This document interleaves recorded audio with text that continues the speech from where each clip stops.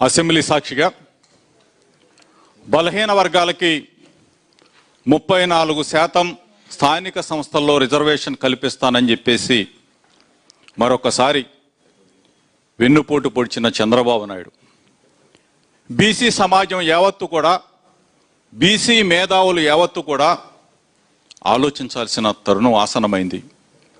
34% reservation ఇస్తానని చెప్పేసి ఒక తీర్మానం చేసి ఆ తీర్మానం పాస్ అయిపోయినట్టు, ఆ తీర్మానంతోనే 34% రిజర్వేషన్తోనే ఎలక్షన్స్కి వెళ్ళిపోయినట్టు చంద్రబాబు నాయుడు ఫోటోలకి పాలాభిషేకం చేయించుకుంటున్న చంద్రబాబు నాయుడిని మీ ద్వారా అడుగుతా ఉన్నా. చంద్రబాబు నాయుడు, నువ్వు నిజంగా 34% రిజర్వేషన్ స్థానిక సంస్థల్లో బలహీన వర్గాలకి రిజర్వేషన్ ఇచ్చి ఎన్నికలకు వెళ్ళే దమ్ము ధైర్యం నీకు ఉందా? తేల్చి చెప్పని అడుగుతా ఉన్నా.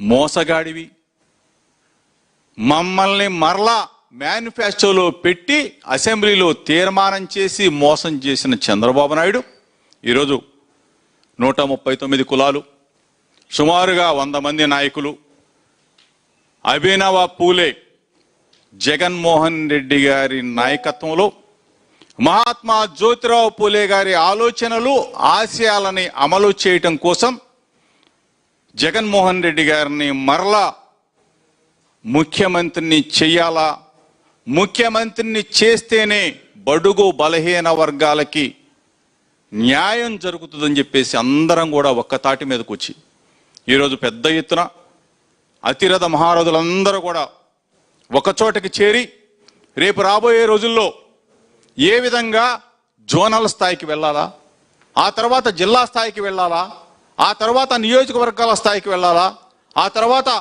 కులాల వారీగా కూడా అందరినీ సమీకరించి ఈరోజు 29 రాష్ట్రాలుంటే 29 రాష్ట్రాల్లో ముఖ్యమంత్రులుంటే బలహీన వర్గాలని బలవంతుల్ని చేశాడు. బీసీలని బ్యాక్ బోన్గా మార్చిన జగన్మోహన్ రెడ్డి గారి 5 సంవత్సరాల పరిపాలనని బలహీన వర్గాల ప్రజలు మొత్తం కూడా 2 సంవత్సరాల 3 నెలల కాలంలోనే మరలా జగనన్న కావాలి, మరలా జగనన్న రావాలి అని చెప్పేసి బలహీన వర్గాలు మొత్తం కూడా ఒక్క తాటి మీదకి వచ్చిన ఈ తరుణంలో ఇక్కడున్న అతిరథ మహారథులే కాకుండా చాలా మంది పెద్దలందరూ కూడా వచ్చి రేపు రాబోయే రోజుల్లో అందరం కూడా కలిసికట్టుగా ఉంటాం. అక్రమ కేసులు అవ్వచ్చు, అక్రమ దాడులు అవ్వచ్చు, జైల్లో పెట్టొచ్చు, నిర్బంధించవచ్చు.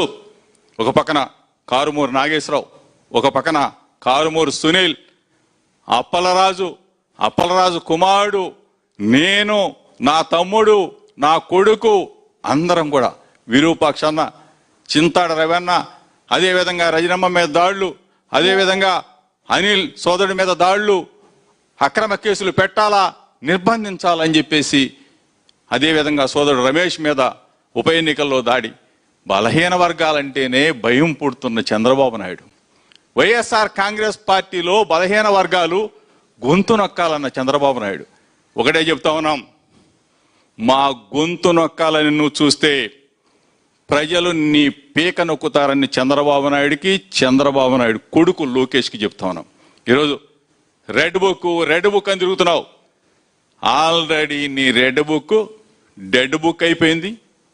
ఆ తర్వాత డెత్ బుక్ అవుద్ది. రాసి పెట్టుకో. నువ్వేదో పుడింగిగాడిని, నాకు రెడ్ బుక్ ఉంది, నేను అధికారం ఉంది, జైల్లో పెట్టిచ్చేస్తా, అక్రమ కేసులు పెట్టిస్తా, నిర్బంధించేస్తా, కొట్టిస్తా, మాకు పోలీసు వ్యవస్థ ఉందని చెప్పేసి విర్రవీగుతున్న మీ కండ కావడానికి అతి తొందరలోనే ప్రజలు మీకు గుణపాఠం చెప్పే రోజు అతి దగ్గరలో ఉంది. బలహీన వర్గాల మొత్తం కూడా ఒక్క తాటి మీదకి రాబోతా ఉన్నాం. జగనన్నని మరలా ముఖ్యమంత్రిని చేసుకోబోతున్నాం అని చెప్పేసి తెలియజేస్తూ, మిత్రులు సోదరులు,